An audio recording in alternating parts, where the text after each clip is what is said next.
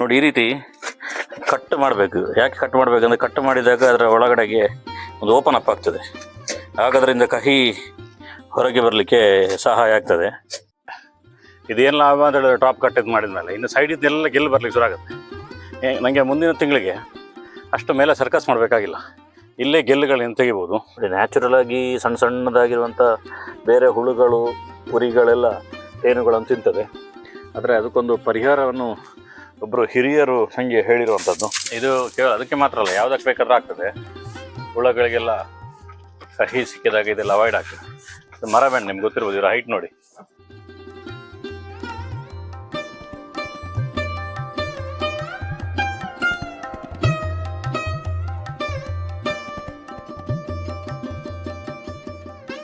ಸಂಪೂರ್ಣ ಸಹಜ ಕೃಷಿ ಯೂಟ್ಯೂಬ್ ಚಾನಲ್ನ ಎಲ್ಲ ವೀಕ್ಷಕರಿಗೂ ನಮಸ್ಕಾರ. ನಾನು ಶಿವಪ್ರಸಾದ್ ಮಲೆಬೆಟ್ಟು.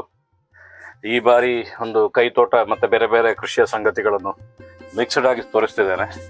ತುಂಬ ಚೆನ್ನಾಗಿ ರೆಸ್ಪಾನ್ಸ್ ಮಾಡ್ತಿದ್ದೀರ ಕೈತೋಟ ಬೇರೆ ಬೇರೆ ಸಂಗತಿಗಳಿಗೆಲ್ಲವೂ ಕೂಡ. ಆದರೆ ಇನ್ನೂ ನಿರಂತರವಾಗಿ ಕೈತೋಟದ ಒಂದಷ್ಟು ಟೆಕ್ನಿಕ್ಗಳು ಎರಡು ಪಾರ್ಟ್ ಇರ್ತದೆ. ಒಂದು ಇನ್ಸ್ಪೈರ್ ಮಾಡುವಂಥದ್ದು, ಅಂದರೆ ಬೇರೆ ಬೇರೆ ಬ್ಯಾಕ್ಗ್ರೌಂಡ್ ಅವರು ಹೇಗೆ ಕೈತೋಟ ಮಾಡ್ತಾರೆ ಅನ್ನುವಂಥದ್ದನ್ನು ತೋರಿಸುವಂಥದ್ದು. ಎರಡನೇದು ನಾವು ಕೈತೋಟ ಮಾಡಬೇಕು ಅಂತ ಅನಿಸುತ್ತೆ ತುಂಬ ಜನರಿಗೆ. ಆದರೆ ಟೆಕ್ನಿಕಲಿಯಾಗಿ ಅದಕ್ಕೆ ಬರೋ ರೋಗಗಳು, ಅದಕ್ಕೆ ಬರೋ ಸಮಸ್ಯೆಗಳು, ಅದಕ್ಕೆ ಹಾಕೋ ಗೊಬ್ಬರಗಳು, ಇದರ ವಿಷಯದಲ್ಲಿ ಅವರಿಗೆ ಎಜುಕೇಷನ್ ಇಲ್ಲದ ಕಾರಣಕ್ಕೋಸ್ಕರ ಕೈತೋಟ ಮಾಡುವಲ್ಲಿ ತುಂಬ ನೆಗೆಟಿವ್ ಆಗ್ತಾಯಿದೆ, ತುಂಬ ಮೈನಸ್ ಆಗುತ್ತೆ. ಆ ಕಾರಣಕ್ಕೋಸ್ಕರ ಒಂದೊಂದು ಕೃಷಿಯಲ್ಲೂ ಕೂಡ ಒಂದೊಂದು ರೋಗಗಳನ್ನು ಹೇಗೆ ಅವಾಯ್ಡ್ ಮಾಡ್ಬೋದು ಅನ್ನುವಂಥ ಸಂಗತಿಯನ್ನು ನಿಮಗೆ ತೋರಿಸೋದಕ್ಕೋಸ್ಕರ ನಾನು ನನ್ನ ಮನೆಯಿಂದ ಬಂದಿದ್ದೇನೆ. ಇವತ್ತು ಡೀಟೇಲ್ ಆಗಿರುವಂಥ ಒಂದು ರೋಗಕ್ಕೆ ಸಂಬಂಧಿಸಿದಂತಹ ಒಂದು ಪರಿಹಾರವನ್ನು ತೋರಿಸ್ಲಿಕ್ಕೆ ಟ್ರೈ ಮಾಡ್ತೇನೆ. ಬನ್ನಿ ನಮ್ಮ ಕೈತೋಟಕ್ಕೆ. ನೋಡಿ ಸ್ನೇಹಿತರೆ, ಇದೊಂದು ಕೈತೋಟ. ಅಂದರೆ ಸುಮಾರು ಒಂದು 2 ಸೆನ್ಸ್ ಜಾಗ ಇರ್ಬೋದು. ಅದರಲ್ಲಿ ಈ ಸಿಸ್ಟಮ್ ಹೇಗೆ ಅಂತ ಹೇಳಿದ್ರೆ, ಒಂದೇ ಜಾಗದಲ್ಲಿ ಸುಮಾರು ಒಂದು 20 ವೆರೈಟಿಯ ತರಕಾರಿಯನ್ನು ಬೆಳೆಯುವಂಥ ಒಂದು ಸಿಸ್ಟಮು. ಅದನ್ನು ನಾನು ಇದಕ್ಕಿಂತ ಹಿಂದೆ ಒಂದು 2 ವೀಡಿಯೋದಲ್ಲಿ ತೋರಿಸಿದ್ದೆ. ನಿಮಗೆ ಅದರ ಡೀಟೇಲ್ ಮಾಹಿತಿಗಳು ಬೇಕಾದರೆ ನೀವು ಆ ವಿಡಿಯೋದಲ್ಲಿ ನೀವು ನೋಡ್ಬೋದು. ನೋಡಿ, ಎಲ್ರಿಗೆ ಒಂದು ಸಮಸ್ಯೆ ಬರುವಂಥದ್ದು ಯಾವುದು ಅಂತ ಹೇಳಿದ್ರೆ ಈ ಅಲಸಂಡೆ ಕೃಷಿಯನ್ನು ಮಾಡುವಾಗ ಇದಕ್ಕೆ ಒಂದು ಸಮಸ್ಯೆ ಯಾವುದು ಅಂತ ಹೇಳಿದ್ರೆ, ನೋಡಿ ಇಲ್ಲಿ ನಿಮ್ಗೆ ಕಾಣ್ಬೋದು ಯಾವುದು ಬ್ಲ್ಯಾಕ್ ಇದೆ ನೋಡಿ. ಅದೆಲ್ಲವೂ ಕೂಡ ಒಂದು ರೀತಿಯಲ್ಲಿ ಅದಕ್ಕೆ ಬರುವಂಥ ಹೇನುಗಳು. ನೋಡಿ ಈ ರೀತಿ ಚಿಗುರಿಗೆ ಹೇನುಗಳು ಬರ್ತದೆ. ಅದು ಹೇಗೆ ಚಿಗುರಿಗೆ ಹೇನುಗಳು ಬಂದಿದೆ ನೋಡಿ. ನೋಡಿ ಇಲ್ಲಿ ಇಡೀ ಎಲೆಗಳನ್ನು ಆವರಿಸಿದ ಹೇನುಗಳು. ಆ ಹೇನುಗೆ ಹೇಗೆ ಪರಿಹಾರ ಮತ್ತು ಹೇನುಗಳನ್ನು ಹೇಗೆ ಅವಾಯ್ಡ್ ಮಾಡುವಂಥದ್ದು ಅನ್ನುವಂಥದ್ದನ್ನು ನಾನು ತೋರಿಸುವಂಥದ್ದು. ನೋಡಿ, ನ್ಯಾಚುರಲ್ ಆಗಿ ಸಣ್ಣ ಸಣ್ಣದಾಗಿರುವಂಥ ಬೇರೆ ಹುಳುಗಳು ಉರಿಗಳೆಲ್ಲ ಹೇನುಗಳನ್ನು ತಿಂತದೆ. ಆದರೆ ಅದಕ್ಕೊಂದು ಪರಿಹಾರವನ್ನು ಒಬ್ಬರು ಹಿರಿಯರು ನನಗೆ ಹೇಳಿರುವಂಥದ್ದು. ನೋಡಿ, ಇವತ್ತು ಆದಿತ್ಯ ನಮ್ಮ ಜೊತೆ ಇದ್ದಾನೆ. ಹೀಗೆ ಮೊದಲು ನಾನು ಮಾತಾಡಿದಾಗ ವಿಡಿಯೋ ಮಾಡ್ತಿದ್ದದ್ದು ಆದಿತ್ಯನೇ, ನಾನು 2ನೇ ಕ್ಲಾಸ್ ಅಣ್ಣನ ಮಗ. ಅವನಿಗೆ ಇವತ್ತು ಜ್ವರ. ಇದಕ್ಕೆ ನೋಡಿ ಈ ರೀತಿ ನಾವು ತೋಟದಲ್ಲೆಲ್ಲ ಸೊಪ್ಪುಗಳನ್ನೆಲ್ಲ ಅಲ್ಲೇ ಮಿಷಿನಲ್ಲಿ ಹೊಡೆಯೋ ಬದಲು ನೋಡಿ ಈ ರೀತಿ ರಾಶಿ ಹಾಕಿ ಇದನ್ನು ಕ್ಲೀನಾಗಿ ಗೊಬ್ಬರನ ಕನ್ವರ್ಟ್ ಮಾಡಿ ಮತ್ತು ಅಡಿಕೆ ಬುಡಕ್ಕೆ ಬೇರೆ ಅದರ ಬುಡಕ್ಕೆಲ್ಲ ಹಾಕ್ತೇವೆ. ನೋಡಿ ಇಡೀ ಬಲ್ಲ ಇದೆ, ಅದನ್ನು ರಾಶಿಯಾಗಿ ಮಾಡ್ತಾಯಿದ್ದಾರೆ. ಇಲ್ಲಿ ನಾವು ಈ ಔಷಧಿಗೆ ಬೇಕಾಗಿರುವಂಥದ್ದು ಒಂದು ಮರ. ಅದು ಅತ್ಯಂತ ರೇರ್ ಆಗಿರುವಂಥ ಮರ. ಇವತ್ತು ಅದರ ಲಾಭ ಇಲ್ಲ ಅಂಥೇಳಿ ಅದನ್ನು ಎಲ್ಲರೂ ಕತ್ತರಿಸ್ತಿದ್ದಾರೆ. ನಮ್ಮ ಮನೆಯ ಪಕ್ಕದ ಕಾಡಿನಲ್ಲಿ ಅದು ಇರ್ಬೋದು, ಅದನ್ನು ಹುಡುಕಿಕೊಂಡು ಹೊರಟಿದ್ದೇನೆ. ನೋಡುವ, ಸಿಗುವ ಚಾನ್ಸಸ್ಗಳು ಇರ್ತದೆ.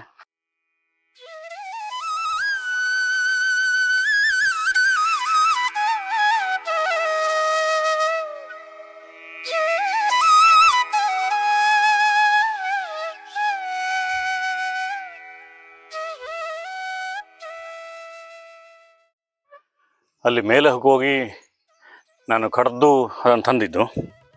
ನೋಡಿ ಇಲ್ಲಿ ಕಡ್ದು ಹಾಕಿದ್ದೇನೆ. ಇದಿಷ್ಟು ದೊಡ್ಡದು ಬೇಕಾ ಅಂತ ನಿಮಗೆ ಪ್ರಶ್ನೆ ಬರ್ಬೋದು. ಯಾವಾಗಲೂ ನಾನೊಂದು ಗಿಡದಿಂದ ತೆಗಿತಾ ಇದ್ದೆ, ಆದರೆ ಆ ಗಿಡ ಕಟ್ ಮಾಡಿದ್ದಾರೆ.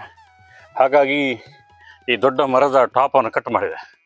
ಇದೇನು ಲಾಭ ಅಂತ ಹೇಳಿದ್ರೆ ಟಾಪ್ ಕಟ್ ಇದು ಮಾಡಿದ್ಮೇಲೆ ಇನ್ನು ಸೈಡ್ ಇದೆಲ್ಲ ಗೆಲ್ಲು ಬರಲಿಕ್ಕೆ ಶುರು ಆಗುತ್ತೆ. ನನಗೆ ಮುಂದಿನ ತಿಂಗಳಿಗೆ ಅಷ್ಟು ಮೇಲೆ ಸರ್ಕಸ್ ಮಾಡಬೇಕಾಗಿಲ್ಲ, ಇಲ್ಲೇ ಗೆಲ್ಲುಗಳನ್ನ ತೆಗಿಬೋದು. ಈ ಎಲೆ ಯಾವುದು ಅನ್ನುವಂಥದ್ದನ್ನು ಹೇಳಿ ನೀವು. ಇದಕ್ಕೆ ಕಾಯಿ ಅಂತ ಹೇಳುವಂಥದ್ದು, ಕಾಸರಕ ಅಂತಲೂ ಹೇಳ್ತಾರೆ.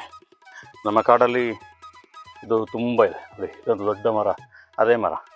ನಾವು ಯಾಕೆಂದರೆ ಇಂಥವುಗಳಿಗೆ ಬೇಕು ಅಂತ ಹೇಳಿ ಅದನ್ನು ಉಳಿಸ್ಕೊಂಡಿದ್ದು. ಜನರೇನಂತ ಹೇಳಿದ್ರೆ ಅವರಿಗೆ ಯಾವುದಕ್ಕೆ ಲಾಭ ಬೇಕು ಅದನ್ನು ಮಾತ್ರ ಮರಗಳನ್ನು ಉಳಿಸ್ಕೊಳ್ತಾರೆ. ಆದರೆ ಮರಗಳು ಪ್ರಕೃತಿಯ ಸಮತೋಲನಕ್ಕೆ ಆಗಿರುವಂಥದ್ದು. ಆ ಕಾರಣಕ್ಕೋಸ್ಕರ ಈ ರೀತಿಯ ತುಂಬ ಮರಗಳನ್ನ ನಾವು ಉಳಿಸ್ಕೊಂಡಿದ್ದೇವೆ. ಇನ್ನು ಈ ಎಲೆಗಳಿದೆಯಲ್ಲ, ಇದನ್ನು ತೆಗೆದು ಈ ಬಕೆಟಿಗೆ ಹಾಕೋದು ನೋಡಿ. ಅದರ ಎಲೆಯನ್ನೆಲ್ಲ ತೆಗೆದು ಈ ರೀತಿ ಬಕೆಟಿಗೆ ಹಾಕ್ಕೊಳ್ಬೇಕು. ಇದೆಷ್ಟು ಪ್ರಮಾಣ ಅನ್ನೋಂಥದ್ದಿಲ್ಲ, ಹೆಚ್ಚು ಹಾಕ್ಕೊಂಡಷ್ಟು ಒಳ್ಳೆಯದು. ನಮಗೆ ಕೆಲವು ಸಲ ಹೆಚ್ಚು ಸಿಗೋದಿಲ್ಲ, ಆದರೆ ನೆಕ್ಸ್ಟಿಗೆ ಸಿಗುತ್ತೆ ನನಗೆ. ಅದು ಕಟ್ಟಿಂಗ್ ಆಗಿ ಅದರಲ್ಲೆಲ್ಲ ನೋಡಿ ಈ ರೀತಿಯ ಚಿಗುರುಗಳು ಬರಲಿ ಶುರುವಾಗುತ್ತೆ. ನಾವು ಕಾಯಿ ಸೊಪ್ಪು ತಂದಿದ್ದೇವೆ. ನಮ್ಮಮ್ಮ ಹೇಗೆ ಕಟ್ ಮಾಡುದಂತ ತೋರಿಸ್ತಾರೆ. ಅಮ್ಮನ ಹೆಸರು ಹೇಳಿದ್ರಾ? ಮಲ್ಲಿಕಾ. ಕೈ ತೋಟ ಮಾಡ್ಲಿಕ್ಕೆ ಎಲ್ಲ ಸಹಾಯ ಮಾಡ್ತಾರೆ ನೋಡಿ. ಈ ರೀತಿ ಕಟ್ ಮಾಡಬೇಕು. ಯಾಕೆ ಕಟ್ ಮಾಡಬೇಕಂದ್ರೆ ಕಟ್ ಮಾಡಿದಾಗ ಅದರ ಒಳಗಡೆಗೆ ಒಂದು ಓಪನ್ ಅಪ್ ಆಗ್ತದೆ. ಆಗೋದ್ರಿಂದ ಕಹಿ ಹೊರಗೆ ಬರಲಿಕ್ಕೆ ಸಹಾಯ ಆಗ್ತದೆ ನೋಡಿ. ಕ್ಲೀನಾಗಿ ಕಟ್ ಮಾಡ್ತಿದ್ದಾರೆ ಆದಿತ್ಯನ ತಾಯಿ ನೋಡಿ. ಇವನಿಗೆ ರಜೆ, ಇವಳಿಗೆ ಅಂಗನವಾಡಿಗೆ ಹೋಗ್ತಾ ಇಲ್ಲ ಇವಳು. ಅದಕ್ಕೆ ಬಂದು ಕೂತಿದ್ದಾಳೆ ಇಲ್ಲಿ ನೋಡಿ. ಸ್ವಲ್ಪ ಭಯ ಆಗಿದೆ, ಎಂಥ ವೀಡಿಯೋ ಮಾಡ್ತಿದ್ದಾನೆ ಇವನು ಅಂತೇಳಿ ನೋಡಿ ನೋಡ್ತಾ ಇದ್ದಾಳೆ. ಅದಕ್ಕೆ ಸ್ವಲ್ಪ ನೀರು ಹಾಕಬೇಕು. ನೀರು ಹಾಕಿ ಆ ಸೊಪ್ಪನ್ನು ಇದಕ್ಕೆ ಮಿಕ್ಸ್ ಮಾಡಬೇಕು.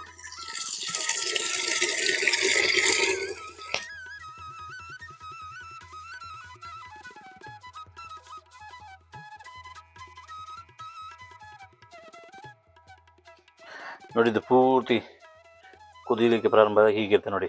ಬ್ಲರ್ ಆಯಿತು, ಏನಂದರೆ ಅದು ಹೋಗಿ ಬಂದು ಕ್ಯಾಮರಾಗೆ ತಾಗಿದ್ದು. ಈಗ ಸರಿ ಆಯಿತು. ಅದನ್ನು ಒಂದು ಬಟ್ಟೆಗೆ ಹಾಕಿ ಒಂದು ಬಕೆಟ್ಗೆ ಸೋಸಬೇಕು ಬಾಡಲೆ ನೋಡಿ. ಯಾಕೆ ಅಂತ ಹೇಳಿದರೆ ಇದನ್ನು ನಾನೊಂದು ಮಿಷಿನಲ್ಲಿ ಸ್ಪ್ರೇ ಮಾಡುವಂಥದ್ದು. ಸ್ಪ್ರೇ ಮಾಡುವಾಗ ಒಂದು ಸ್ವಲ್ಪ ತುಂಡು ಸಿಕ್ಕಿದರೂ ಕೂಡ ಅದು ಆಫ್ ಆಗ್ತದೆ.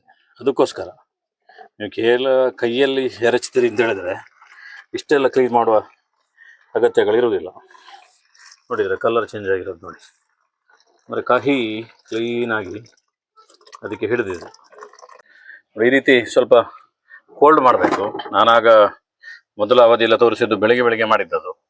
ಆ ಬೆಳಿಗ್ಗೆ ಮಧ್ಯಾಹ್ನ ಟೈಮಿಗೆ ಸ್ಪ್ರೇ ಮಾಡಬೇಕಂತಿಲ್ಲ. ಸಂಜೆ ಆಗುವಾಗ ಹೆಚ್ಚು ಇದೆಲ್ಲ ಕೀಟಗಳೆಲ್ಲ ಬರುವಂಥದ್ದು. ಅದಕ್ಕೆ ಸಂಜೆ ಆಗುವಾಗ ನಾವು ಸ್ಪ್ರೇ ಮಾಡಬೇಕು ನೋಡಿ. ಇದನ್ನು ಈಗ ಇಲ್ಲಿ ಕೂಡ ಒಂದು ಜಾಲರಿ ಇದೆ.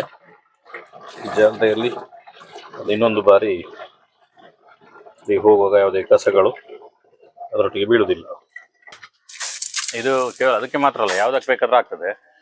ಹುಳಗಳಿಗೆಲ್ಲ ಕಹಿ ಸಿಕ್ಕಿದಾಗ ಇದೆಲ್ಲ ಅವಾಯ್ಡ್ ಆಗ್ತದೆ. ಇದು ಮರಬೆಂಡೆ ನಿಮ್ಗೆ ಗೊತ್ತಿರ್ಬೋದು. ಇದರ ಹೈಟ್ ನೋಡಿ ಎಷ್ಟು ಹೈಟ್ ಹೋಗಿದೆ. ಫುಲ್ಲು ಮರಬೆಂಡೆ ಇದರಲ್ಲಿ ಆಗ್ತದೆ. ಇದು 4 ಗಿಡ ಇದೆ. 4 ಗಿಡನೇ ನಮಗೆ ಸಾಕಾಗಿ ಹೋಗ್ತದೆ. ಅಂದರೆ ಡೈಲಿ ಕೊಯ್ಬೇಕಾಗ್ತದೆ ಅದನ್ನು. ಫಸ್ಟ್ ಆಪ್ಷನ್ ಇರುವಂಥದ್ದು ಇದಕ್ಕೆ, ಅಂದರೆ ಅಲಸಂಡೆಯ ಹೇನುಗಳಿಗೆ ಅದನ್ನು ಹೊಡಿಬೇಕು ಅಂತಿರುವಂಥದ್ದು ನೋಡಿ.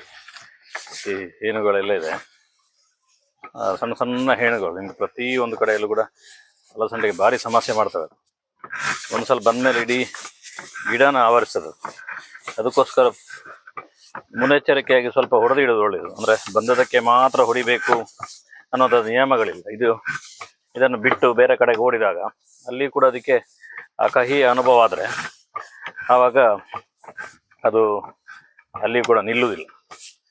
ನೋಡುವ, ಇದನ್ನು ಹೇಳಿರುವಂಥದ್ದು ನನಗೆ ಶಿವಪ್ರಸಾದ ವರ್ಮುಡಿ ಅಂತೇಳಿ, ನಿಮಗೆ ಗೊತ್ತಿರ್ಬೋದು. ಸಾವಯವದ ತಜ್ಞರವರು. ಯಾವ ಬೆಳೆಯನ್ನು ಯಾವ ಸಮಯದಲ್ಲಿ ಬೆಳಿಬೇಕು ಅಂತೇಳಿ ಕ್ಯಾಲೆಂಡರ್ ಎಲ್ಲ ಮಾಡಿದ್ದಾರೆ. ಪೆರ್ಲದವರು ಅವ್ರು ನನಗೆ ಇದನ್ನು ಗೈಡ್ ಮಾಡಿರುವಂಥದ್ದು. ಇಲ್ಲೇ ಗೊತ್ತಿತ್ತು, ಆದರೆ ಅವರು ಅದರ ಬಗ್ಗೆ ಒಂದು ಪಕ್ಕ ಇದು ವರ್ಕ್ ಆಗ್ತದೆ ಕೇಳಿದೆ ನಾನು ಅವರಿಗೆ, ಇದನ್ನೊಂದು ಕಂಟೆಂಟ್ ಮಾಡ್ಬೋದಾ, ಜನರಿಗೆ ತೋರಿಸ್ಬೋದಾ ಅಂತೇಳಿ. ಖಂಡಿತವಾಗಿ 100% ವರ್ಕ್ ಆಗ್ತದೆ ಅಂತ ಹೇಳಿದರು. ಹೇಗೆ ಆಗ್ತದೆ ನೋಡುವ.